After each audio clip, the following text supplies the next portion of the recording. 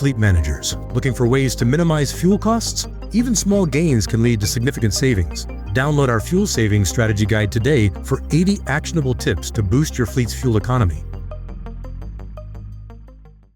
Did you get dinged during Roadcheck? If you don't think you deserved it, let's talk about DataQs. Hey everybody, welcome back. I'm Jason Cannon and my co-host is Matt Colt. CVSA's 2026 Roadcheck campaign just ended, and history suggests that a little more than 20% of trucks will be parked with an equipment problem, and about 6% of drivers will be parked with probably an hours of service issue. But inspectors are human, and humans do make mistakes, and that's what a DataQ is for. Bear in mind that there have been some fairly significant changes to the DataQ process, but those won't take effect until September.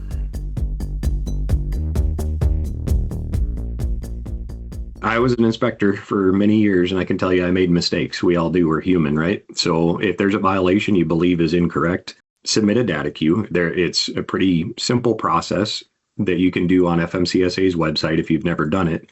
It gives you an opportunity to explain why you think the violation was incorrect, and then I would strongly encourage you to attach every supporting document that you can to support your case up front, right? So if you have pictures of the violation, or more importantly, our operational policies. CVSA's on our website has all of our operational policies listed there, and they tell inspectors how they should be documenting inspection violations. So for instance, like if I had 3 ID lights out on a truck, our inspection guidance says that's just documented as one violation because it's part of the same cluster. But an inspector could forget that, and they could write it up as 3 separate violations. So I would attach that operational policy to my DataQ and say, per this operational policy, it should have just been 1 violation. That's just one example. But the more you can do to support it, or use the regulatory language to support it and say, this is what happened, it'll help you. And if you're not satisfied with the response that you get, just keep pursuing it until you've exhausted all of your options. If you didn't get the answer you wanted on your first submittal of a DataQ, you can resubmit it again, and it'll usually go up the chain within that agency. So the DataQ process is run by the states. It's overseen by FMCSA, but the state that issued the violation is who's going to respond to you. So usually it goes back to the inspector or their supervisor first. They may uphold the violation. You can submit it again, and it'll usually work its way up the chain to have a different set of eyes look at it to make sure that everything is correct. So be persistent, be professional, and the biggest thing is be honest. Do not ever, I know this should go without saying, but don't submit false information. Don't take a picture after you repaired it and send it in, because most officers have body cameras now. What it looked like originally is going to be on their body camera, and now you're submitting false information, and you'd be surprised how often that happens, and it really shouldn't. Immediacy is your friend with a DataQ.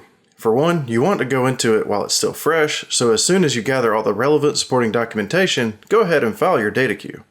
Also, the longer you wait, the less impactful the outcome will be if the fleet wins the challenge.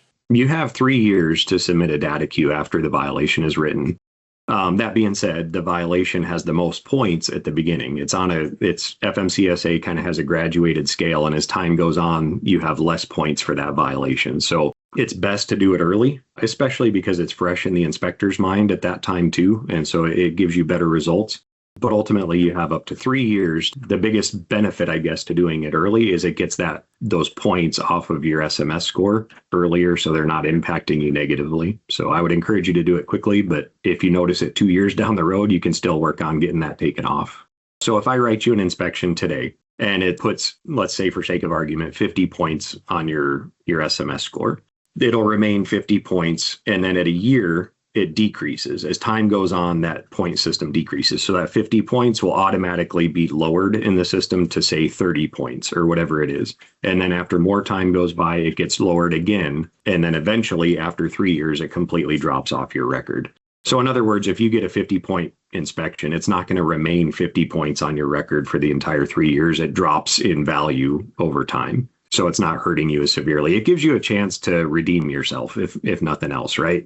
You made a mistake, you fixed it, so it starts lowering the point value on it until eventually it just drops off. For more information on the changes to the DataQ system in the months ahead, check out the link below in the description.